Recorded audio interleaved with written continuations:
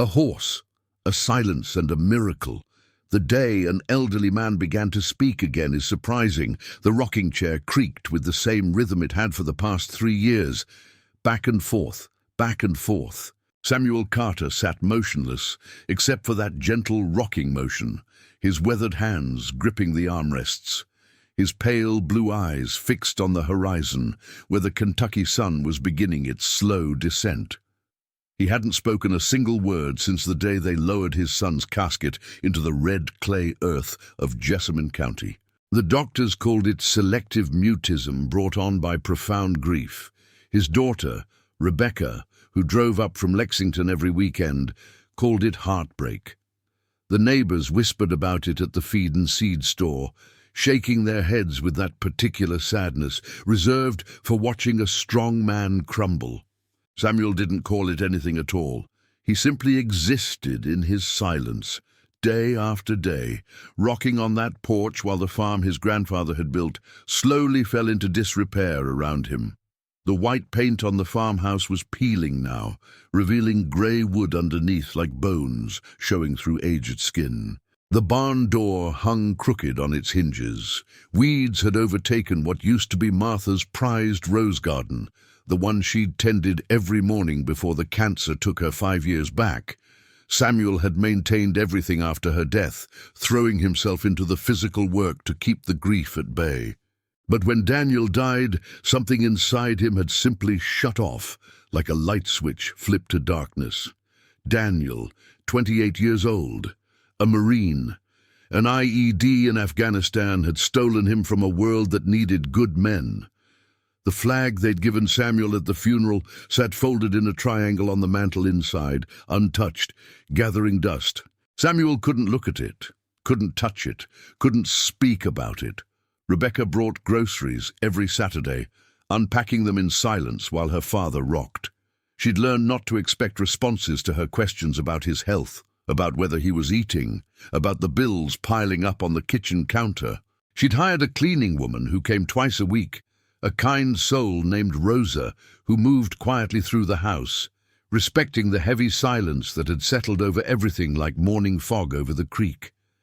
The farm itself was 63 acres of rolling pasture and woodland that had been in the Carter family since the 1800s. Samuel's grandfather had raised thoroughbreds here, horses that had run at Churchill Downs. His father had switched to cattle. Samuel and Martha had kept a small herd of beef cattle and grew tobacco on 20 acres, back when tobacco still meant something in Kentucky. Daniel had talked about converting some pasture land to hemp when he got back from his deployment, about the new agricultural possibilities opening up. But Daniel never came back. The cattle had been sold off 2 years ago when Samuel stopped feeding them. The tobacco barn stood empty. The fields grew wild with ironweed and thistle. Rebecca had tried to convince her father to sell the place, to move into one of those assisted living facilities in town where he wouldn't be so alone. Samuel had looked at her with those empty blue eyes and simply shook his head. This was his land. These were his ghosts. He would stay. The sun was lower now, painting the sky in shades of amber and rose. Samuel's stomach rumbled, but he ignored it, the same way he ignored most physical sensations these days. Eating was something he did mechanically when Rebecca insisted, pushing food around his plate until she looked satisfied enough to stop hovering. He'd lost 30 pounds since Daniel's death. His clothes hung loose on his frame, his belt cinched tight to keep his pants up. A hawk circled overhead, riding the thermal currents, and Samuel watched it with the detached interest of someone observing life from a great distance. He'd been a talker once. Martha used to joke that he could strike up a conversation with a fence post. He'd served on the county school board, been a deacon at First Baptist, coached Little League baseball for 15 years.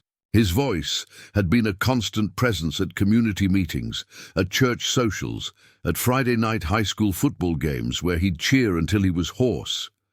That voice was gone now, buried as deep as his son. The screen door behind him opened with its familiar squeak. Rebecca emerged carrying 2 glasses of sweet tea, ice clinking. She was 42, looked 50 from the stress of the past few years. Her husband had left her 6 months after Daniel's death, unable to handle her grief on top of everything else. She had 2 teenagers who barely knew their grandfather anymore, who remembered him as the man who used to take them fishing and tell long, rambling stories about the old days. "Dad, I brought you some tea." She set the glass on the small table beside his chair. Samuel didn't acknowledge it, didn't look at her. Rebecca had learned not to take it personally, but it still hurt every single time. She pulled up the other rocking chair and sat beside him, sipping her own tea, watching the same sunset he watched. "I talked to Dr. Morrison today. He says there's a new therapist in Lexington who specializes in trauma. I was thinking maybe we could—" She stopped. What was the point? Samuel wouldn't go. He'd refused every suggestion, every intervention, every attempt to pull him back from wherever he'd gone inside himself. Rebecca blinked back tears and took another sip of tea, the sweetness coating her tongue with a taste that reminded her of childhood, of simpler times when this porch had been filled with laughter and the smell of her mother's fried chicken. They sat in silence as the sky deepened to purple. A whippoorwill called from the woods beyond the barn. The evening breeze carried the scent of honeysuckle and fresh-cut grass from a neighbor's farm. Peaceful sounds, peaceful smells. A peaceful scene that masked the profound brokenness of the man in the rocking chair. Rebecca finished her tea and stood, placing a gentle hand on her father's shoulder. He didn't react to her touch, didn't turn his head. She squeezed gently, fighting the urge to shake him, to scream at him to come back to her, to be her father again instead of this hollow shell. "I'll see you next Saturday, Dad. Please eat something tonight. There's a casserole in the fridge." She went inside to gather her purse and keys. Through the screen door, she could see him still rocking, still staring. Rebecca wiped her eyes and headed to her car, gravel crunching under her tires as she drove away, leaving Samuel alone with his silence and his sunset and his unbearable weight of grief. The sky had gone dark when Samuel finally stopped rocking. He rose stiffly from the chair, his joints protesting, and turned toward the house. That's when he heard it, a sound that didn't belong. A soft nicker, low and questioning, coming from somewhere near the barn. Samuel froze on the top step, his hand gripping the porch rail. The sound came again, clearer this time, definitely a horse. But that was impossible. There hadn't been horses on this property in over a decade, not since he'd sold the last 2 mares to a breeder in Shelbyville. He stood there in the darkness, listening. His heart was beating faster than it had in months, maybe years. Something was moving in the shadows near the barn, something large. Samuel's eyes had adjusted to the darkness enough to make out a pale shape against the black outline of the building. A horse, white or grey, he couldn't tell which in the dim light. It stood about 30 feet away, its head raised, ears forward, looking directly at him. Samuel descended the porch steps slowly, his boots making soft sounds on the worn wood. The horse didn't move, didn't spook. It just watched him with what seemed like patient curiosity. As Samuel got closer, he could see it more clearly. A grey horse, nearly white, with a long flowing mane that caught what little light the stars provided. It was thin, too thin, its ribs showing through its coat. Burrs tangled in its tail, mud caked its legs. This was a horse in trouble.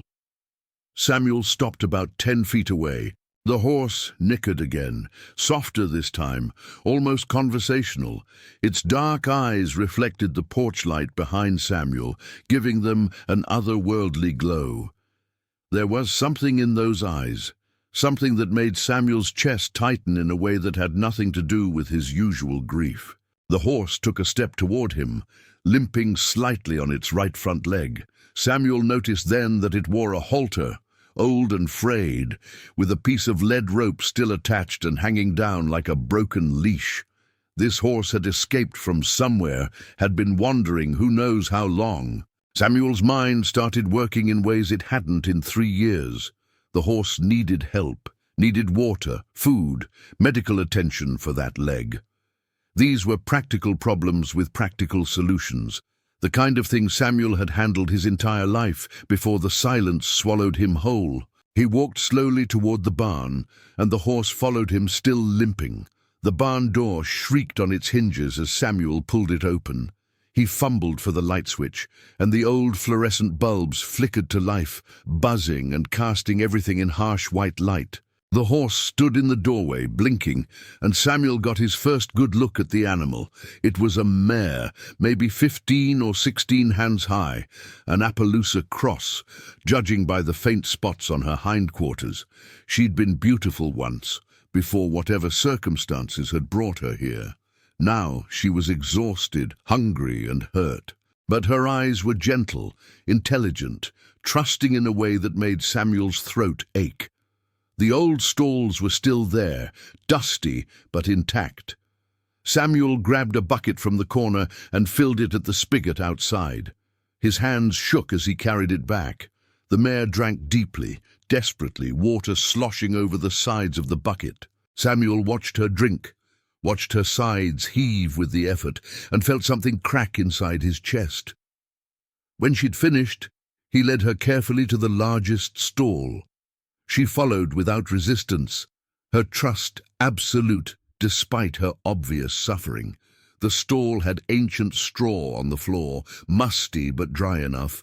Samuel spread it around with his boot, making a softer bed.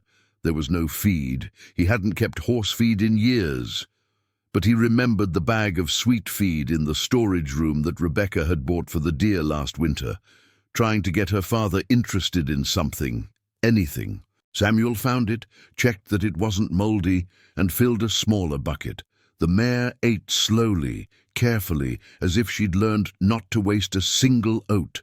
Samuel leaned against the stall door, watching her eat. The fluorescent light hummed above him. 30 years of horse knowledge came flooding back, muscle memory of a life he'd almost forgotten he'd lived. He examined the mare's leg from where he stood, noting the heat and swelling in the fetlock. Not broken, probably a stone bruise or mild sprain. Treatable with rest and care. He found himself mentally making a list. Call Doc Henderson in the morning, the vet who'd taken care of their horses back in the day. Pick up proper horse feed from the co-op. Get liniment for that leg. Clean out all the stalls properly. Check the fence line in the near pasture. Plans. He was making plans. The realization hit him like cold water. Samuel left the mare eating and walked back to the house. Inside, he pulled out the phone book. Yes, he still had a phone book, much to Rebecca's constant frustration, and looked up Henderson's veterinary clinic.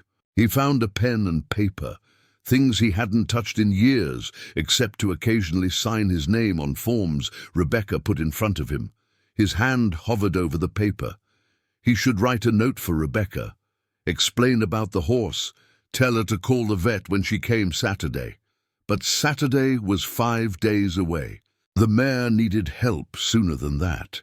Samuel looked at the phone on the wall, that old rotary phone that had been there since the 1970s, the one Martha had refused to replace because she loved the way it rang.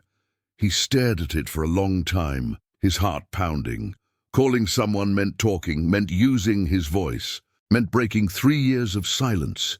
The mare nickered from the barn, a lonely sound that echoed across the dark farmyard. Samuel picked up the receiver. The dial tone hummed in his ear, steady and expectant. His finger found the rotary dial, the motion awkward after years of Rebecca doing all the calling. He dialed Doc Henderson's emergency number, the one he'd memorized decades ago and somehow still remembered. It rang once, twice, 3 times. Henderson Veterinary. This is the answering service. How can I help you? Samuel opened his mouth. Nothing came out. His throat felt paralyzed, frozen, the words trapped somewhere deep inside where they'd been living for 3 years. Hello? Is anyone there? The woman's voice was patient, professional. Samuel tried again, pushing air through his vocal cords, trying to remember how speaking worked. The sound was barely a whisper, rough and broken, like a rusty gate forced open after years of disuse. But it was a sound. It was something. Sir, are you okay? Do you need help? Horse? There's a horse. Hurt horse. The words came out in fragments, painful and slow, each one dragging itself up from wherever Samuel had buried his voice. But they came. 3 years of silence, broken by 3 words about a grey mare who'd appeared out of the darkness, like an answer to a prayer he hadn't known how to pray. Okay, sir, calm down. You have an injured horse. Can you give me your name and address? Samuel Carter, Old Carter Farm, Jessamine County. Everyone knows it. More words. Easier now, though his voice sounded strange to his own ears, deeper and rougher than he remembered. I'll have Dr. Henderson call you first thing in the morning, Mr. Carter. Is the horse stable for tonight? Yes, she's eating, drinking, but her leg, Dr. Henderson will take care of it. Are you at this number? Samuel looked at the phone, at the number written on the yellowed card taped beside it. Yes, this number. Samuel gave her the digits, his voice gaining strength with each word. When he hung up, his hands were shaking so badly he had to grip the counter to steady himself. He'd spoken. After 3 years, he'd pushed words out into the world again. His throat felt raw, his chest tight, but something else was happening too. Something was loosening inside him, like ice breaking up on the creek in early spring. He walked back to the barn, his legs unsteady. The mare had finished eating and stood dozing in the stall, one hip cocked, her injured leg resting. She opened her eyes when Samuel approached, and the trust in them undid him completely. He sank down onto an overturned bucket outside the stall and cried for the first time since Daniel's funeral. The sobs came from somewhere deep, tearing through him with physical force. He cried for his son who'd never come home, for Martha and her roses, for the 3 years he'd wasted locked in silence, for this injured horse who'd wandered onto his property and somehow, impossibly, given him a reason to speak again. The mare watched him through the stall bars, patient and calm, as if she understood. When the crying finally stopped, Samuel felt emptied out but somehow cleaner, like a wound that had finally been drained. He wiped his face with his sleeve and stood up. The mare nickered softly, and he reached through the bars to touch her face. Her coat was soft under his rough hands, warm and real and alive. "What's your story, girl? Where'd you come from?" His voice was still rough but stronger now. Speaking to the horse felt easier than speaking to people, safer somehow. The mare leaned into his touch, and Samuel found himself talking more, telling her about the farm, about Martha's roses, about the thoroughbreds his grandfather used to raise. He stayed in the barn until after midnight, talking to the mare in fits and starts, relearning how to form sentences. Sometimes he'd fall into long silences, and she'd wait patiently until he was ready to speak again. Other times the words came in a rush. 3 years of backed-up thoughts and feelings, pouring out to this patient grey mare who listened without judgment. Finally, exhaustion overtook him. Samuel made sure the mare had enough water and feed for the night, checked her leg one more time, and walked back to the house. He climbed the stairs to his bedroom, something he'd barely done in months, preferring to sleep in Daniel's old room downstairs or sometimes just in his recliner. He lay in his bed, in the room he'd shared with Martha, and stared at the ceiling. His mind was racing, planning, coming alive after years of numbness. He needed to call Rebecca in the morning, tell her about the horse. She'd be shocked to hear his voice. That thought made him anxious, but he pushed through it. Rebecca deserved to hear her father's voice again. Sleep came easier than it had in years. Samuel woke before dawn, something else he hadn't done since the silence took him. The sky was just beginning to lighten, that deep blue before sunrise. He dressed quickly and headed to the barn, afraid for a moment that he'd dreamed everything, that the mare wouldn't be there. But she was. She whinnied when she saw him, a sound of recognition that made his heart swell. Samuel filled her water and feed buckets, then spent an hour cleaning the barn properly, sweeping away years of neglect.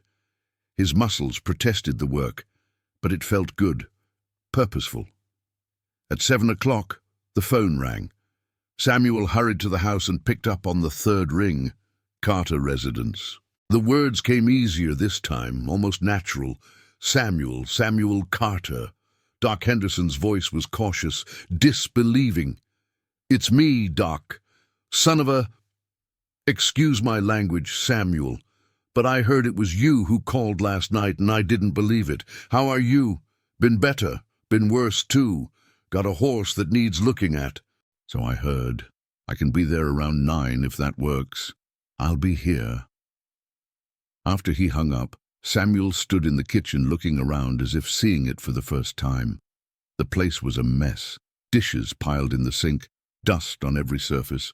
Rosa did her best, but she couldn't keep up with 3 years of Samuel's decline. He started washing dishes, slowly at first, then with more purpose. The hot water felt good on his hands. The simple act of cleaning felt like reclaiming something he'd lost. At 8:30, he called Rebecca. She answered on the first ring, like she always did on weekend mornings, ready to drop everything if her father needed something. "Dad? Everything okay?" Her voice was tight with worry. He never called her, ever. Rebecca, just her name. But she gasped on the other end of the line. He heard something clatter, probably her phone hitting the counter. "Dad? Dad, is that you? Are you talking?" "It's me, honey. I'm talking." She started crying immediately. Those hard sobs he'd heard from her so many times over the past 3 years. This time, though, they were different. These were relief, joy, disbelief all mixed together. "Oh, Dad, oh my God, Dad, what happened? How? When?" "Last night. A horse showed up. Grey mare, injured. I had to call the vet." "A horse? I don't—" "Dad, I don't care about a horse. You're talking. You're actually talking. I know it's strange. Don't really understand it myself, but Doc Henderson's coming at 9 to look at her, and I thought you might want to be here. I'm leaving right now. Right now. Don't go anywhere. Not planning to." He hung up and looked out the kitchen window toward the barn. The sun was up now, golden light spilling across the pastures. The wildflowers in Martha's old garden caught the light. Purple ironweed and yellow coneflowers growing wild but beautiful in their own way. Doc Henderson arrived in his truck at exactly 9 o'clock. He was older now, his hair completely white, but he still moved with the efficient purpose of a man who'd spent 50 years treating animals. He stopped short when he saw Samuel standing in the barnyard. "I'll be damned. Rebecca called me yesterday, worried sick about you. Now here you are, standing up straight, looking me in the eye. What happened, Samuel?" "Can't explain it, Doc. Come see the horse." The mare was alert when they entered the barn, watching them with those intelligent dark eyes. Doc Henderson approached slowly, talking to her in the low, calm voice good vets use with frightened animals. He examined her thoroughly, running his hands down her legs, checking her teeth, listening to her heart. "She's been on her own for a while. At least a few weeks, maybe more. See these rub marks on her halter. She was tied up, probably broke free. The leg's a mild sprain, nothing serious. With rest and care, she'll be fine." "You planning on keeping her?" Samuel hadn't thought that far ahead. He looked at the mare, and she looked back at him, and the answer was obvious. "Yes, if nobody claims her, she stays. I'll check with the sheriff's office, see if anyone reported a missing horse matching her description. But Samuel, between you and me, somebody who lets a horse get in this condition doesn't deserve to have her back. I won't look too hard." Doc Henderson treated the mare's leg, showing Samuel how to wrap it and what liniment to use. He left antibiotics and detailed instructions, refusing payment when Samuel tried to press cash into his hand. "Consider it a welcome back to the world gift. Good to hear your voice again, Samuel. Really good." Rebecca's car came barreling up the driveway before Doc Henderson had even pulled away. She jumped out before the engine stopped, leaving the door hanging open, and ran to Samuel. She threw her arms around him. something she hadn't dared to do in months because he'd always stood so rigid, so untouchable. This time, Samuel hugged her back. She pulled away, tears streaming down her face, studying him like she was afraid he might disappear. "Dad, I can't believe it. I just can't believe it." "I know, honey. Come meet the horse." He led her to the barn, and Rebecca stopped in the doorway, taking in the clean space. The mare in the stall, her father standing there with purpose in his posture for the first time in 3 years. "She's beautiful. Where did she come from?" "Don't know. Just showed up last night. Doc says she's been on her own for a while." Rebecca reached through the stall bars to touch the mare's nose. The horse snuffled her hand gently, and Rebecca laughed, a sound of pure joy that Samuel hadn't heard from his daughter in far too long. "What are you going to call her?" Samuel hadn't thought about that either. He looked at the mare, at her grey coat that was nearly white, at the way the morning light made her almost glow. "Grace! Her name's Grace." Rebecca nodded, fresh tears spilling over. The name said everything that needed saying. They spent the rest of the morning in the barn, working together. Rebecca ran to the co-op and came back with proper horse feed, hay, supplements, grooming supplies. Samuel cleaned the other stalls, mended the broken fence rail, oiled the barn door hinges. They worked mostly in comfortable silence, but every so often Samuel would say something about the mare's leg, about needing to check the water trough in the far pasture, about maybe getting the fields bush-hogged, and Rebecca would stop what she was doing just to hear his voice. Around noon, they took a break on the porch. Rebecca had brought sandwiches from the deli in town, and they sat in the rocking chairs, eating turkey clubs and drinking sweet tea. Grace stood in the paddock Samuel had hastily repaired that morning, her head hanging over the fence, watching them. "Dad, I need to ask you something." Samuel nodded, chewing slowly. "What happened?" "I mean, I'm grateful, so grateful, but I need to understand.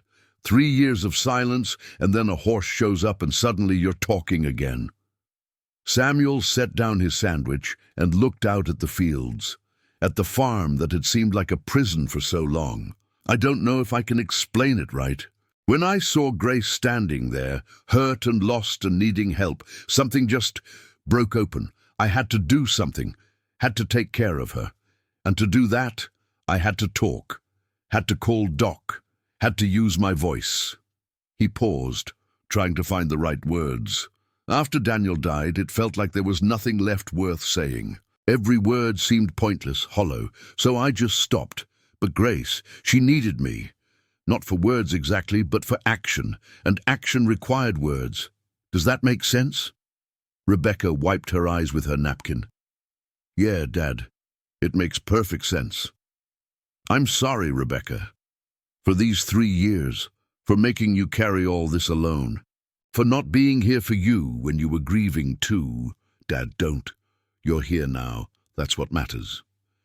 They sat in silence for a while, but it was different now. Not the heavy, suffocating silence of grief, but the peaceful quiet of two people who didn't need to fill every moment with words. Grace whinnied from the paddock, and Samuel smiled. An actual smile. Rebecca saw it and smiled too, something loosening in her own chest. "You know what I think? Daniel sent her." Samuel looked at his daughter sharply, then back at Grace. He wasn't a particularly religious man, had struggled with faith ever since Martha died. But something about last night, about Grace appearing out of the darkness at exactly the moment when Samuel had been at his lowest point, felt like more than coincidence. Maybe he did. Over the next few weeks, Samuel continued to heal. Doc Henderson checked on Grace regularly and reported that no one had claimed her. The sheriff's office had one report of a missing grey horse from 3 counties over, but when they investigated, they found the owner had 12 horses in terrible conditions and didn't even know which one was missing. Doc Henderson quietly closed that case without informing them Grace had been found. Samuel worked with Grace every day, building her strength back, earning her trust, relearning horsemanship skills he'd thought were long buried. His own strength returned too. The weight came back, the color returned to his face, the light came back to his eyes. He and Rebecca talked every day now, real conversations about her life, her kids, her job at the hospital. She brought the grandchildren out on weekends, and Samuel took them to see Grace, teaching them how to brush her coat, how to offer treats with flat palms, how to move slowly and speak softly around horses. The farm started to come back to life. Samuel hired a local teenager to help with the heavy work, mowed the fields, replanted Martha's rose garden.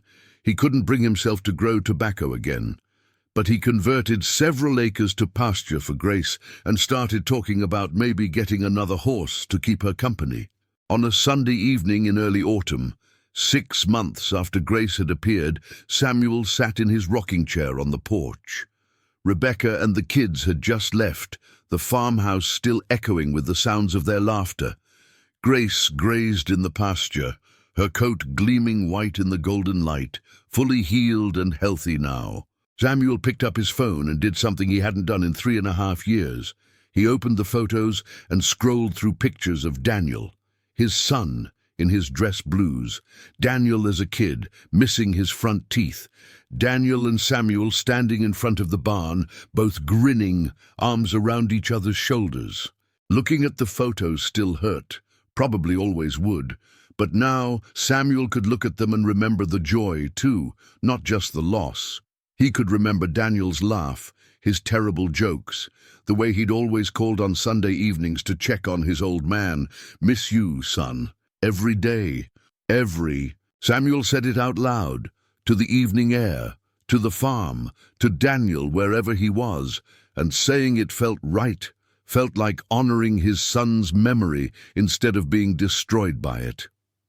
Grace lifted her head from grazing and looked toward the porch, as if she'd heard him. She nickered softly, that same conversational sound she'd made that first night. Samuel raised his tea glass to her in a small salute. "Thank you, girl, for saving my life." The sun dipped below the horizon, painting the sky in brilliant shades of orange and pink.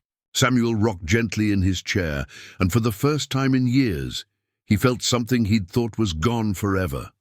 He felt peace. Not the absence of pain, but the ability to carry it without being crushed by it. Grace came to the fence and hung her head over the rails, watching him with those dark, knowing eyes. Samuel got up and walked to her, running his hand along her neck, feeling the warmth of her, the steady beat of her heart under his palm. "You're a good horse, a miracle horse." Grace blew softly through her nostrils and leaned into his touch. In the fading light, man and horse stood together in comfortable silence, both of them rescued, both of them healing, both of them proof that sometimes grace arrives exactly when we need it most, even if we didn't know how to ask. The whippoorwill called from the woods. The first stars appeared in the darkening sky.